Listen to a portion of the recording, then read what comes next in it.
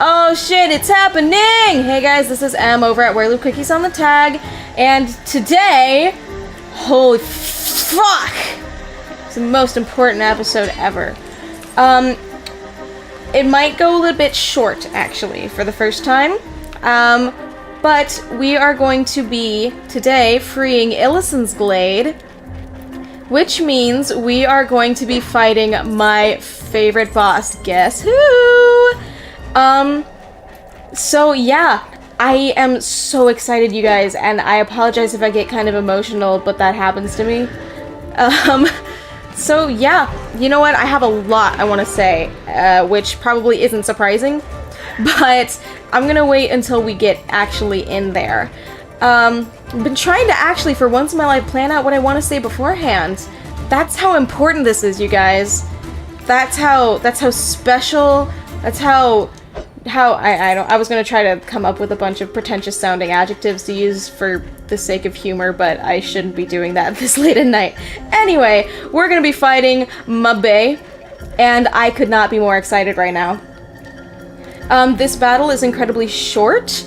It is, well, freeing the realm is incredibly short. There isn't anything else we need to do other than the boss battle, which is why I said that this episode will probably be kind of short. Afterwards, I want to go back to Brightvale and explore the mountain passage, which is an area that connects Brightvale to, I believe it's Bogshot? So we can drop off that chunk of Creludite and see what happens with that sword. I don't think it's going to replace our sword, but I mean, you know what? It's something to do.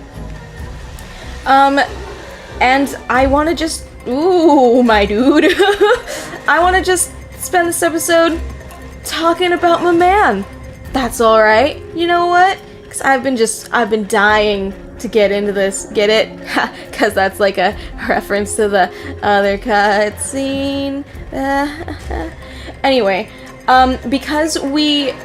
for the 5,000th time, I'm going to say this again, we have the strongest armor, weapons, and whatever that we can get in this act, aside from the forced upgrades. The battle is going to be a lot easier than it would be had we only have the knight's armor and the Creludite blade, which is what we should have at this point in the game. So I'm probably going to be pausing a lot because his boss, and I'm saying this, you can't just appear and then just immediately attack me, son of a cock. Come on, shit, damn it. Well, I'm saying this as completely without bias as I can, and of course there's going to be a little bit of bias there, but his boss is probably the most interesting one in the game. And I'm not just saying that because I love him. It's actually the most interesting, aside from the only other one that I can think of has quite as much to offer, is the Black Knight battle, which is the last one that we go to in this realm before we get to Meridel Castle. Sorry, my throat is dry. I say that like once every episode because it's always dry.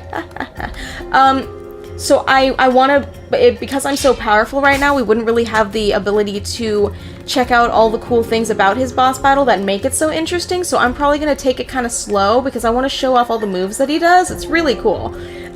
Most of the other villains in this game, if you haven't been able to tell, they have a couple different moves, but they kind of just all throw them at you. Sometimes they'll go in phases, but they're not very distinct, and it's only one or two things, but he actually has so many different unique types of moves that he can throw at you. It actually makes for a rather varied and challenging boss battle. So, again, since I'm too strong to be able to see that all, probably, if I were to just like attack the shit out of him, then I'm gonna take it kind of slow. I hope that we get to see all of his moves because they're pretty cool. But yeah, let's get the fuck over there, you guys. I'm so fucking stoked, you have no idea. And I'm also so fucking lost because I don't know where I'm supposed to go. Let's see, is this the right way? I always get lost in the treetop village, and it's like, I think I said it already, but the map in this area, there's 2 tiers, but it just doesn't show it in 2 tiers, so don't ever know where the fuck I'm going. You I'm gonna ignore. All of you I'm gonna ignore. And once again, why the fuck does Illison have all these rooms? Like, what is the point of this? What is the point? Aesthetic? Is this the Illison aesthetic? That's fun to say. Illison aesthetic. Illison aesthetic. That's hard to say. Illison aesthetic. Sorry. I'm already being stupid. Let's see. I think I'm headed the right way, right? Yeah. 'Cause otherwise I wouldn't be encountering things. Let's see. Alright, here we are. So excited! I'm gonna save here just in case, because I'm going to be taking it slow. I don't want to accidentally die. That would be unfortunate. Alright, I'm gonna start off as Roberta. Because, another interesting thing about him is that you really can't fight him as Roberta, because he deflects her attacks back at her, which I think is really cool. And hey look, it's Illison standing there, totally fine apparently. How odd. Alright, you guys ready? You guys stoked? Alright, let's do this! Ah!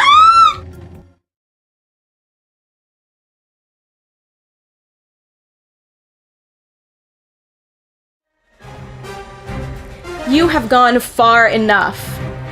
Not you again! I've enjoyed the little game we played, but that charm you found, it is quite powerful in the right hands, and I wouldn't be much of a professional if I let you play with things like that. So here's the deal. Hand over the amulets and I will let you live for today. Refuse and I finish the contract. You both die, and this time it won't be painless. Forget it! That will never happen! As I'm smiling kind of awkwardly and peacefully. That's weird. God, I love his pose. Alright, so let's see. Yeah, we can't do this as Roberta. He either dodges or he deflects it back at us, and we are way too powerful to be able to take that kind of attack. So, we have to find him as Tormund. It's really not worth it. Did you see how much life it took out just from that? Alright, so... But yeah, starts out kind of simple, right? He does all the same things that we did in that first battle. Taunting us! Stop fingering at me, my dude! I'm just kidding, you can I'm gonna stop myself right there! Holy shit! Okay. Off to a bad start. I should not be talking. He starts out doing the same things that he did in that first battle, where he's just kind of using his sword, he's using his teleportation magic, he's thrown that ass in a circle, as you can see, and Jesus, and he's very strong. I was in this like, oh, we're pretty strong, we can handle this, and then all of a sudden, nope, kicking ass. Look at my happy Turmac. You are truly beginning to irritate me. Sorry, babe. Happy Turmac. You did the happy baby. All right. So now he starts to do other things, and I'm actually getting my health chopped out. I wanna try to show off all the different moves he has, so I hope that I don't actually die waiting. But he starts out with all of his nifty sword things. Now he starts throwing shockwaves at us. Shit, I actually meant to jump over that. Whoa, where'd you go? Where'd you go? Get over here, babe. Bam! Okay. I don't remember if this boss battle has 3 or 4 phases. I think it's 4. Playtime is over! Because I'm apparently just like the Ixie Chieftain. It's time I taught you a lesson.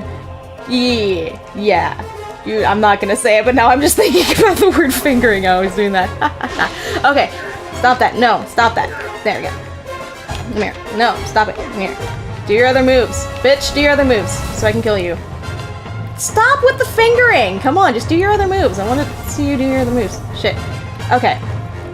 Yeah, now he can summon clones. That's fucking cool, right? Although they aren't really that... they can all hit you, but there's only one that's the real clone, obviously, like most things. Shit! I hit you, you son of a fuck! You can die too. You know what? Fuck you. No, shit! God damn it. Apparently even with all the best stuff, if you let him wait, then it's bullshit. Alright.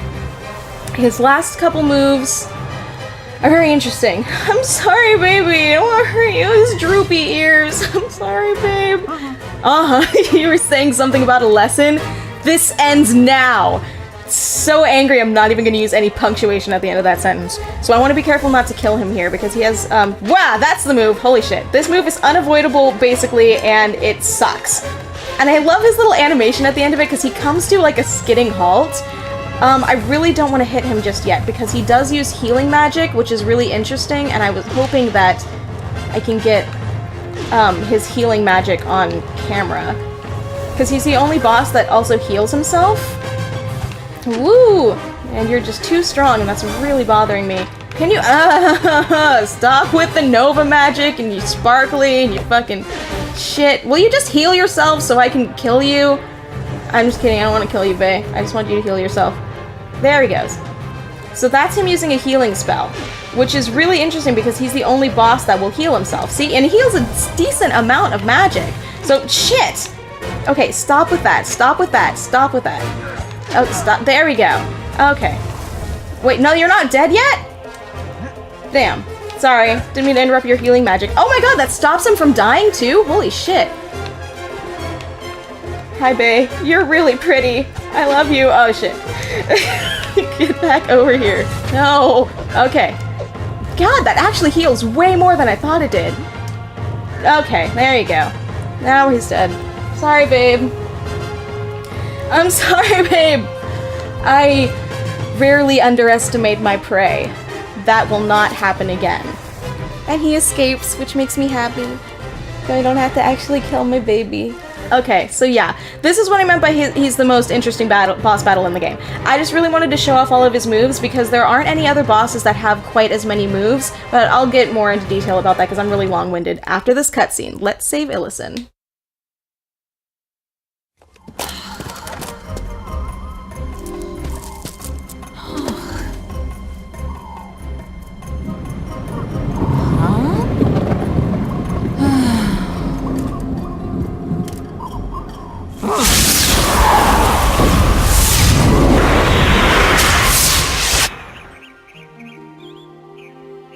Thank you for your aid, brave ones.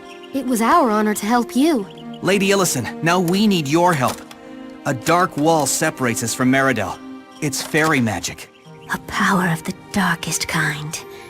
But there is something I have that will aid you.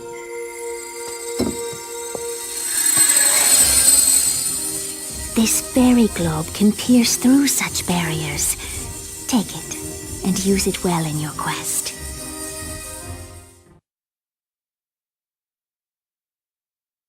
Yay! So now we can get into Meridel. Woo! And Illison's Glade is cleared of the clouds. So beautiful. Alright, so, our next stop would be Kogum. There's, that's the only one that is like a really convoluted process in figuring out that it's our next stop, and I don't want to do that right now. Kogum's going to take an entire episode, if not a couple, because it's very long and I get lost in it a lot. So again, we're just going to go explore the mountain passage. So I'm going to be heading off to Brightvale, and as we run towards Brightvale, I'm going to keep talking about my boo. So, if I can find out where I'm going, because I always get lost in this fucking place. Where am I going? Where I come from? Where did I go? Where I come from? Is this way? Okay. So yeah, the only other boss that I can think of that has quite as many moves as the Assassin is the Black Knight. And even then, it's not quite as varied. It's all just, we'll see that in 2 more boss battles. It's kind of just a bunch of different variations of the same sort of spiel, but I'm trying really hard not to call him Simeon. The Assassin's battle has so much variety, and it's so cool. Again, because, like, I was taking off a decent, like, a much bigger portion of his health with each hit, and he was taking off a much smaller portion of my health with each hit than he would if, as you can see in the cutscene, I'm supposed to have the Creludian Blade and the Knight's Armor, and Roberta is supposed to have Sophie's Wand and that other robe that I actually don't know what it is. So just imagine how much stronger he would be and how much weaker we would be if we didn't have all of this fancy gear that I totally did not cheat to get. Also, I'm going, whoa! Everything died for a second. I'm gonna buy some more silver eggs while I'm here. I have money for this too. I'm just gonna get that, why not? And, but, okay, I don't care. Do we have to go through this every single time I buy one? Because that's not cool.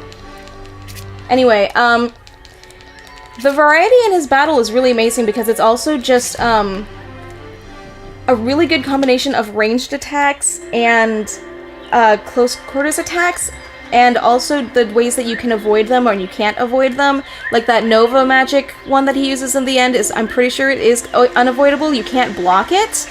I mean, I didn't try blocking it. You might be able to block it with this shield, but, because different strengths of shields obviously block different strengths of attacks, but you can't really block that one. he has the ranged attacks with the daggers, with the shockwaves. The clones is a really interesting one. He's the only enemy that summons clones or anything of that kind that multiple items that can injure you at once.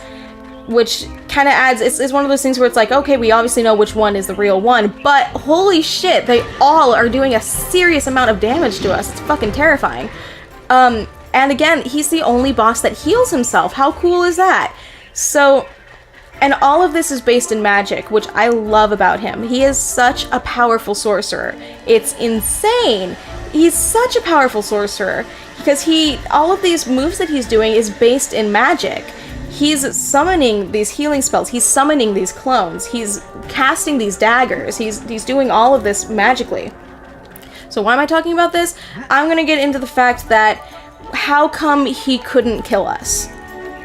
That's the biggest question that I think a lot of people who play this game think, like, wow, he must be a really shitty assassin because he wasn't able to kill us, right? Well, I like to think that he probably wasn't actually trying to. He probably was just trying to make it look as if he were. Because if we go back to all the different times that we encounter him throughout the game, which I kept pointing out, we encounter him 3 times, but each time he just throws us to these really weak enemies.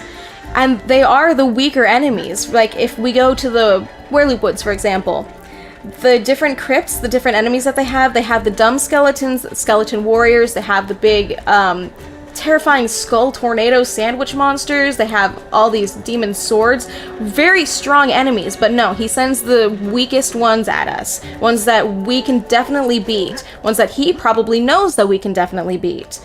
Same thing goes for Shadowglen. He doesn't send those big, scary poison monsters that pick us up and throw us around. No, he sends little tiny flower monsters at us. He's sending things at us that we can definitely overcome. Things that I'm sure he's confident we could overcome. He's not unintelligent, obviously. Just from the way that he speaks and the way that he acts and the way that he's so knowledgeable in magic and everything else. There's no way that he thinks that those are actually going to kill us. Once again, as I also pointed out, after a certain point, he started only trying to postpone us. There's nothing that the Darkest Faerie could gain from that. She can't gain anything from this. He's doing that on his own. Maybe he's just doing it because he thinks it's funny, but if at that point he was honestly trying to kill us, it probably wouldn't just be funny anymore. He's trying to postpone us on purpose. So that combined with the fact that if we also examine his cutscenes a bit closer, this is the way, we can also see that he, once again, I'm gonna drive this point home, he's such a fucking powerful sorcerer. He catches us off guard on almost all of those cutscenes. When we're at the magic wall and we're just chatting, if he hadn't said anything, he would have gotten us completely off guard. The only reason that he wasn't able to kill us then is because we saw him. He said something and we turned around and looked at him. He appeared behind us without any sort of warning. If he had thrown a dagger then, well, that's it. That's the end of the game. We're all dead. I'm gonna save here because I actually don't remember if this has instant deaths in it. Is the music loading? Yes, it is. Okay. He also catches us off guard in Illisen's Glade. He catches us off guard in Shadowglen. He has the ability to completely surprise us. If he wanted to kill us, he could. With that sort of power, with that sorcery, of that element of surprise, with everything that he can do, he could have easily killed us. If he honestly was trying to kill us throughout all of those different scenes and was realizing, holy shit, none of this is working, and he wanted to fulfill that contract, which of course he probably would. He doesn't want to tarnish his reputation. He would be able to. He did not want to kill us. Something that was happening was keeping him from killing us and just making it look like he was trying to. This is where I go back to bring Torin into this. That spider just totally fell. I already talked a bit about all the different evidence that points towards the fact that he and Torin are related, just in a way that, it's pretty simple to think about it in a way that'll come to the conclusion that he's from Market Town, which is where Torin is from. And whoa, I missed that. Shit. Damn it. Okay, that isn't an instant guess, thank God. And we haven't gotten here yet, so... Oh, spoilers. But at the end of the Golden Rose questline, I think I said it in the beginning, that is the questline where we eventually officially hear the entirety of Simeon's story, and we find it in a book that is in the family crypts of Tauren. Why would there be a book about him in family crypts? Unless there was something connecting him to Prince Tauren's family. So, I bring this up again because, in the same way that I brought up after we freed Mary Acres, that Tauren is imprisoned within that realm. The assassin is trying to postpone us right before that realm. We could have gone into Illiston, we could have gone into Meridel, we could have been able to complete everything else without seeing to the farm. He wanted to make sure that we got to the farm. I'm sure you could come up with a couple other reasons why he would just not want to, shit, how do I do this? I forgot this part. Sorry, no, I'm trying to think of this puzzle. Okay, second save bot. Let's do this. Because I'm going to die. Yeah, it just makes sense that the only reason he would want to break that lift is if he was trying to send us back, if he was trying to make us work harder. Tormund immediately knew that the only way he could get up into Illisan's tree is if he talked to his father.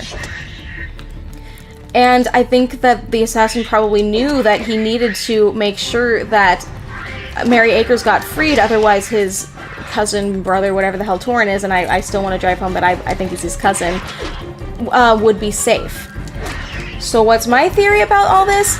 I think that even though the only cutscene that involves him and the Darkest Faerie was pretty straightforward, if you notice, he didn't actually ask who he was being sent after. He just kind of was like, holy shit, that's a lot of money, thanks, I'll do it. And he was very surprised when he found out that we were children. Maybe he didn't actually want to do it. And we just weren't able to see that because there wasn't a scripted cutscene about it. Something about it, he just didn't want to do it. But the problem is, she had a member of his family under her control. So there's a certain element of that where he doesn't really have a choice. She's obviously more powerful than he is. No matter how powerful a sorcerer that he is, she's gonna be stronger. She's a fucking dark fairy. Like, he's an incredibly powerful dark sorcerer, but nothing could ever match that sort of power. Even other fairies are scared of her, right?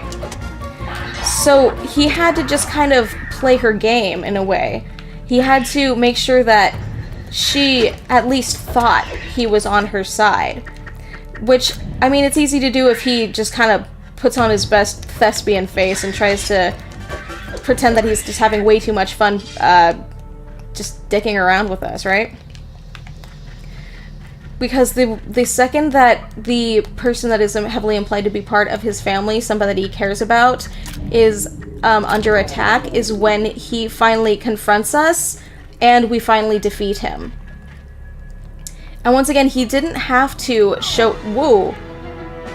That was an instant game over! Fuck you! My dude! Oh well. That's why we save. He didn't have to come out and talk to us. If he really wanted to kill us in Illisan's Light, if he was really worried about that, all he would have had to do is kind of sit in the tree branch and then, whoop, we're dead, right? No, there's something about that. He didn't want to kill us. He was just waiting until he knew he could get away with it. I'm really sick of all these spiders. As if there's anything else in this cave. Sorry. There's a lot of enemies right now. Okay. Can you stop? God damn it. Not like anyone's like totally like, oh come on, keep talking about your speech that nobody cares about. Die. Okay. Why is the music still playing? Am I missing something? I guess not. Alright. So the other thing that I just wanted to say about that as to why he would care so much is if we go into his backstory a bit more, and I know we haven't gotten to the book that is in the Wrathbone Crypts that tells his story, but we did receive that bit of information from King Hagen, which is it's pretty similar, except that it's biased information, which I'll get into once we actually get into the Wrathbone Crypts about why it's biased, but it's still the same story. He went mad when he lost somebody that he loved. That it completely broke him to the point that he stopped kind of... I don't even know how to describe it. He went so insane that he just started killing people. He lost respect for that. He turned gray. I mean, a pet turning gray is basically synonymous with the development of severe depression. Like, that was such an incredibly traumatizing thing for him that he absolutely is not the same after losing his lover. So just thinking of how much the concept of love and devotion and relationships like that can affect him, it would make complete sense that if he had a relative in his family that was in danger that he cared about, he would go to the ends of the goddamn world to keep them safe. It doesn't make sense with his storyline. If you have somebody who is that connected to the concept of love on such a deep, a completely intimate level, something so tied to their soul that they just, it's absolutely life-ruining, life-altering, it's devastating to them.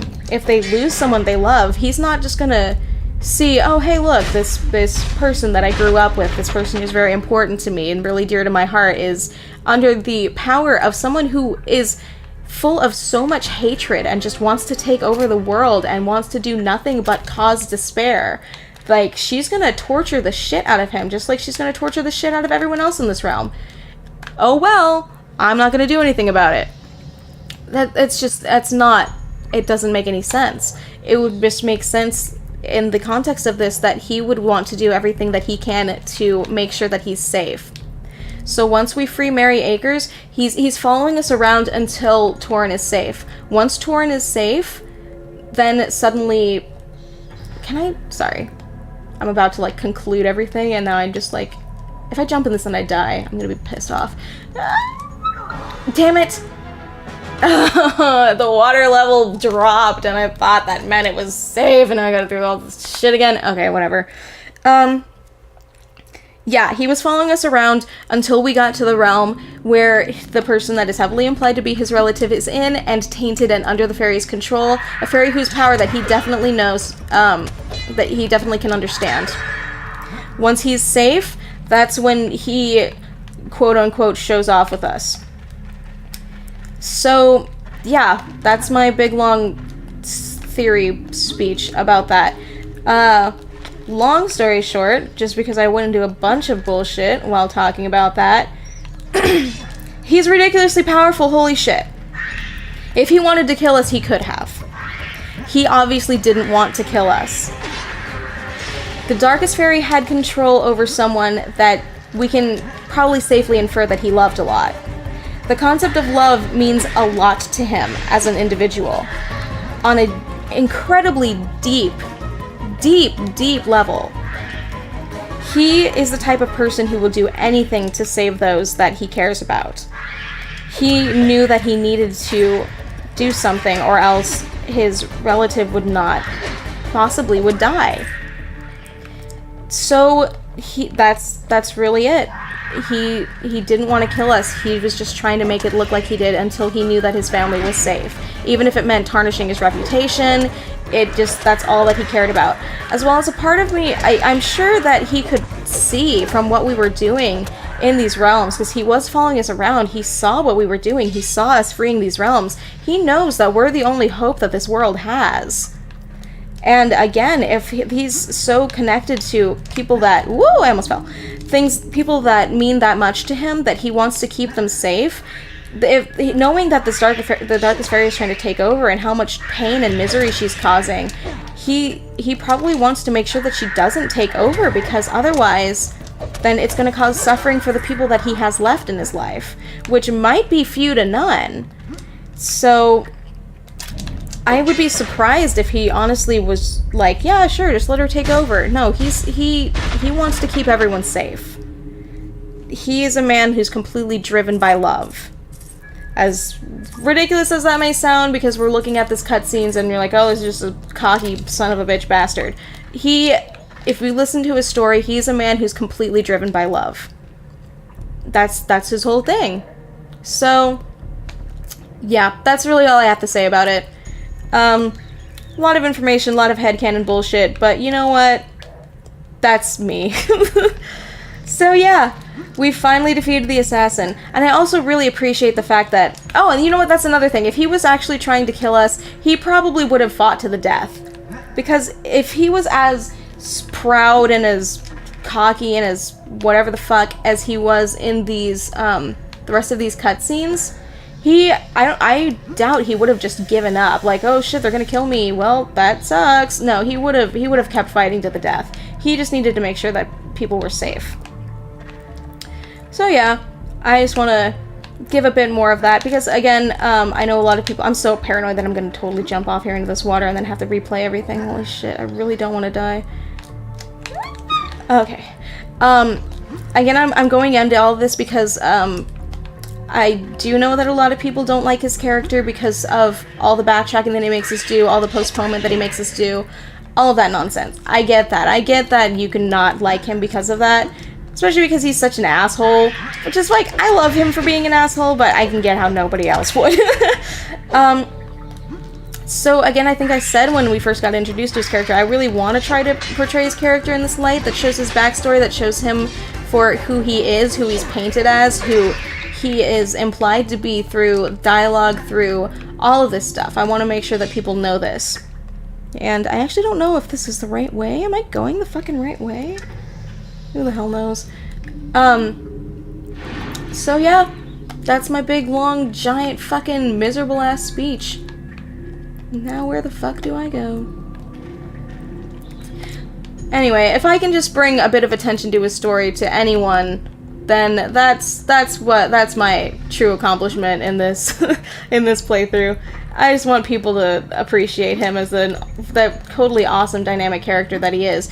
Because, again, he's also he's probably the most fleshed out character in the game. Well, not fleshed out. But he's got one of the most interesting, deepest stories in the game. Shit, I really don't know where to go. Do I just keep going this way? I guess I drop down. I'm just, all this water is instant death, so I'm all paranoid. Even though I just saved, I probably shouldn't be as paranoid. Well, you get up on the fucking platform, Torment. Okay. Yeah, he's, of all the villains in this game get brushed off a lot.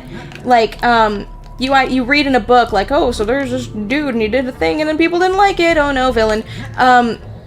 And he kind of gets that same thing, but his is like there's a really deep emotional aspect to his, whoa! That the rest of them don't have. Like, excuse you? I don't think there are any other villains that have such, intimate isn't the right word, who have such,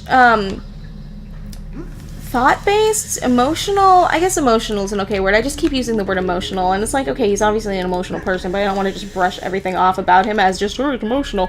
But yeah, he has the most, emotion-driven story, at least. Because most of the other villains in this game, their motives are just basically like I think the Black Knight story, which we haven't gotten to yet, but, what? Okay, I thought I was gonna fall again. His story is basically, he got mad and so he wanted revenge. Like, okay, that's great. Plague Serpent Castralis. He wanted people to worship him. Okay, that's great. God, there's so many goddamn spiders in here. I'm just gonna activate these. There's some other villains in the game. Juppy Beast. This is the fucking Juppy Beast. Hi, Noel. Hi, Vivi. It's a fucking plant. Like, what the shit? That doesn't have a goddamn backstory. Maybe it has a backstory. What's the backstory? Is fucking angry gardener trying to kill someone? I don't fucking know. So that's another thing that makes the assassin really, is that the way out, or is this the way... Where did that other place go? I don't want to accidentally leave this place if I'm missing something. So that's another thing that's really interesting about his character, is that he's the only villain that I can think of. I might be missing information on some of the other villains, so I don't want to set this completely in stone, but he's the only villain that I can think of that actually has a motive other than spite, or other than revenge, anger, pride, anything. His motivation behind his job in general is just that he's just so lost without that person that he was in love with. He just doesn't really know how to function anymore. My personal headcanons are that the person that he lost was his wife, and which is actually kind of something that it seems that most people agree on. If you ask someone about who knows that his backstory and asks what they think, everyone kind of just thinks, okay, it was his wife. I don't know, it's just one of those things that kind of everyone come to the conclusion of somehow. But my headcanon personally is that his wife was actually... Whoa, I didn't want to switch to Roberta. Oh well. His wife was actually murdered, and the way that he got into assassination work is because he sought out her killers to kill them back, per se. So on my personal level of my beliefs of why he does what he does is because it's kind of just that desire to get that revenge that he's still probably craving a lot. Because, I mean, you can't just deal with a trauma like that and just kind of brush it off. Especially because, again, he's a gray pet, which can be associated with severe depression. That's something that you just can't really overcome. It's not something that you can just pretend doesn't exist, that you can move on with. He has a lot of stuff that he needs to deal with, for lack of a better term, because it's late and I'm not good with words.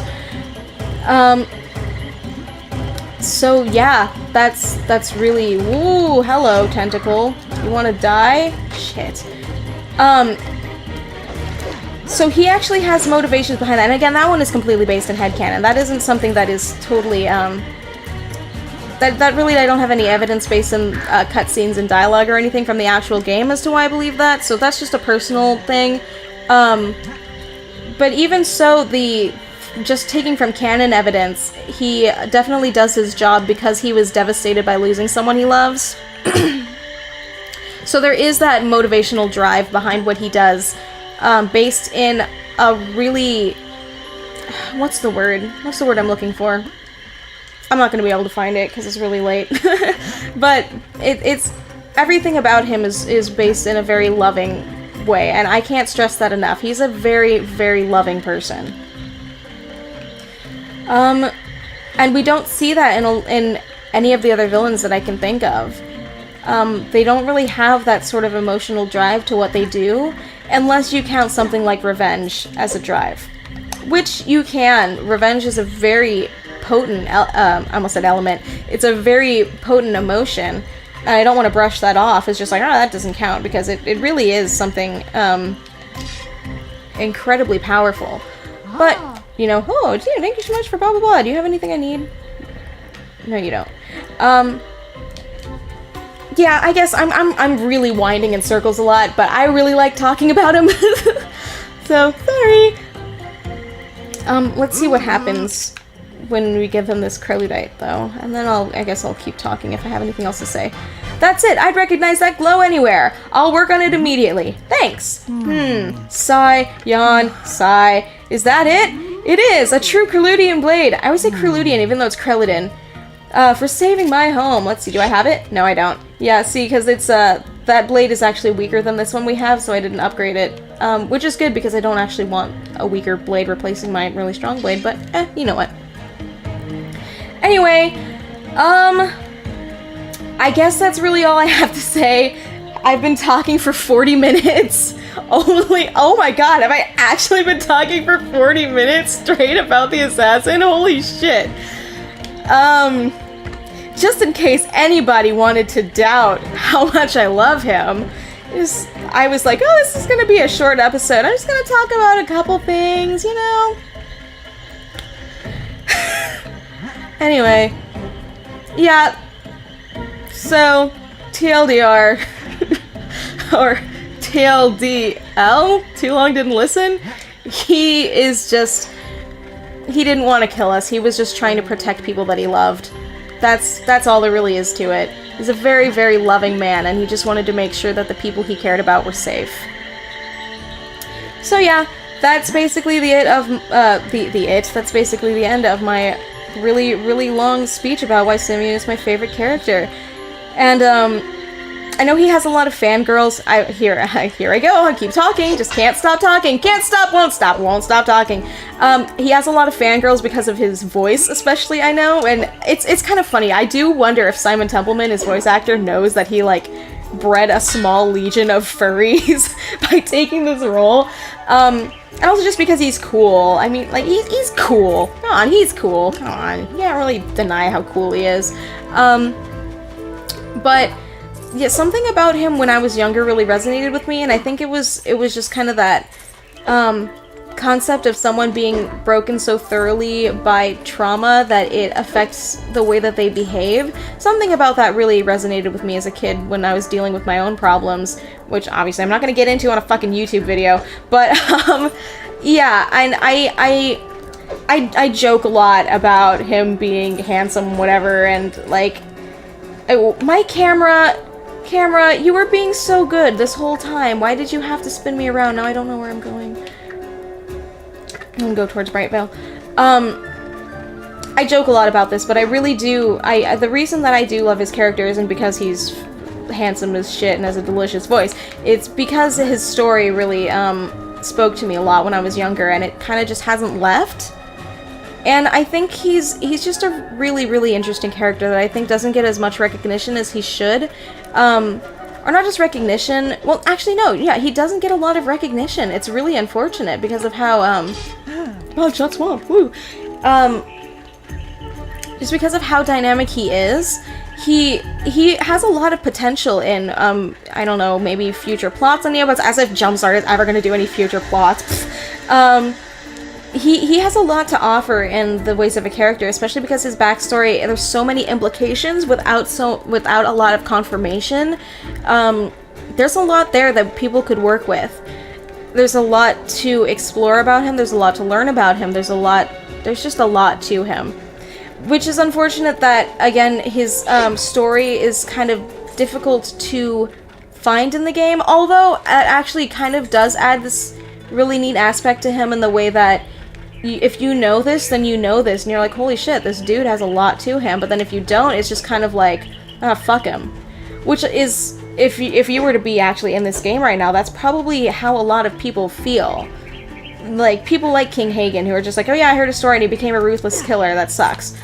And then there's people who are closer to him who are just like, no, he has a big, long history.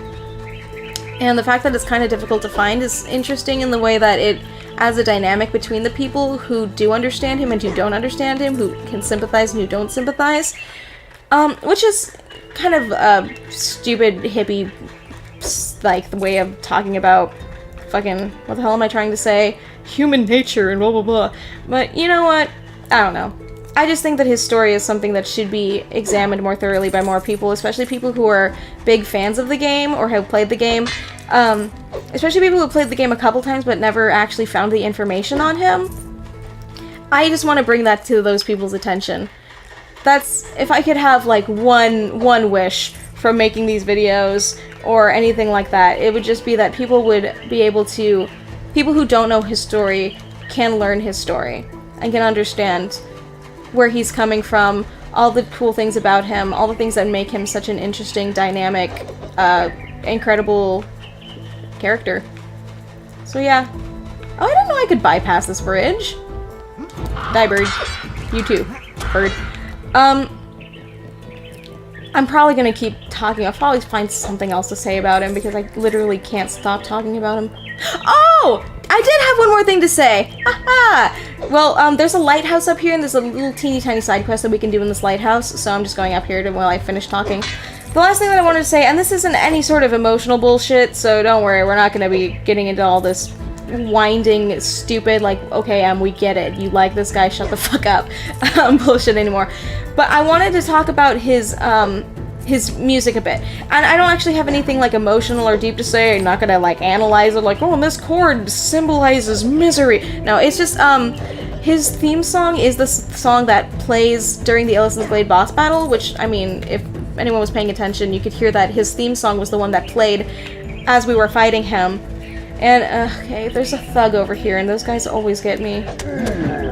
So hopefully I can beat the big guy.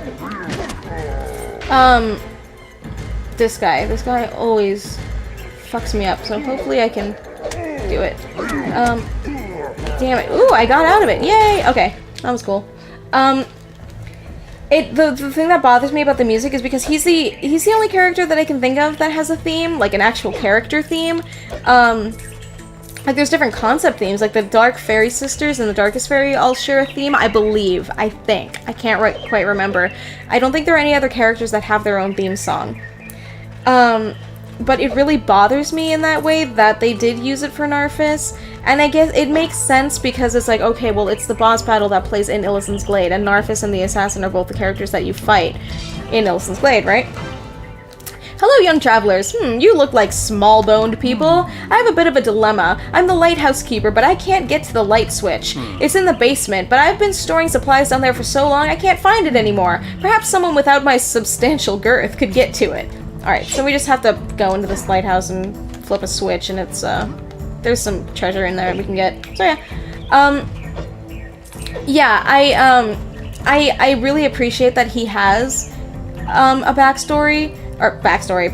I'm getting myself tripped up now. I really appreciate the fact that he does have a theme song, but it gets on my nerves a bit that they just happen to recycle it in a way for, another character. And Narfis is a pretty neat boss in of himself, and it would have been cool to have him have his own theme, even if they're in the same realm, you know? Like, I get, okay, well, they're fought in the same arena, so you have the same music. Same way that the Jeppy Beast has the same music both times you fight him. I'm not sure if the Ixie Chieftain... Well, that's a spoiler. JK, you didn't hear that. Ooh. Yeah, I wish that he could have kept that song solely to himself. But, I mean, you know what? That's just a little thing. Can I move these boxes? I always get stuck on this. I don't know why, but I always get stuck on this puzzle. And I think it's just because I always forget that you can move the big boxes, which I think we can. Stop grunting, Tormund. This is my happy Turmac. Okay. I guess that's all I have to say. I just, for the 5,000th time, I just really want to try to, draw focus to the real complexity in his story as much as I can. And that's actually the last time we see him. So, yeah, I just have to get this out now, I guess. He's a really deep, complex character.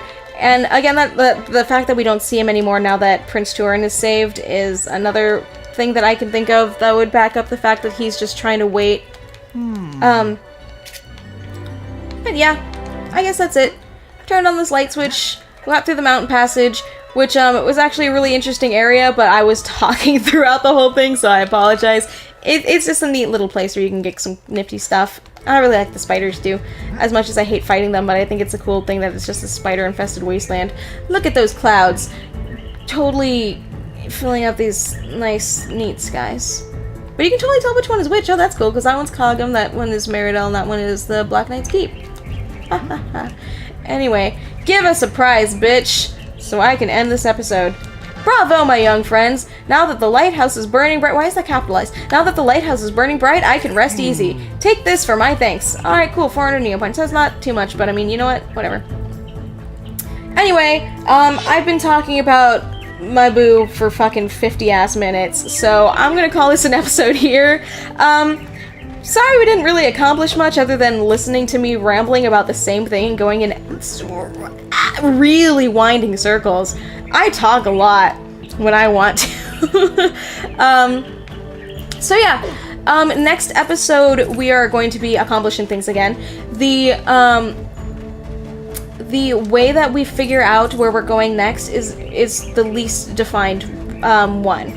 And I probably should have gone into Meridel to get the first dialogue cue, but the next one that we go to is Cogum.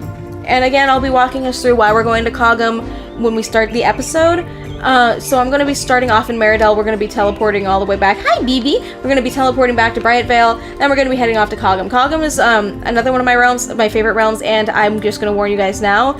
I also have a shitload of headcanons about the raiders, so I'm probably going to be spending a lot of the time that we spend winding through the mines and freeing Cogum talking about them. Just a warning.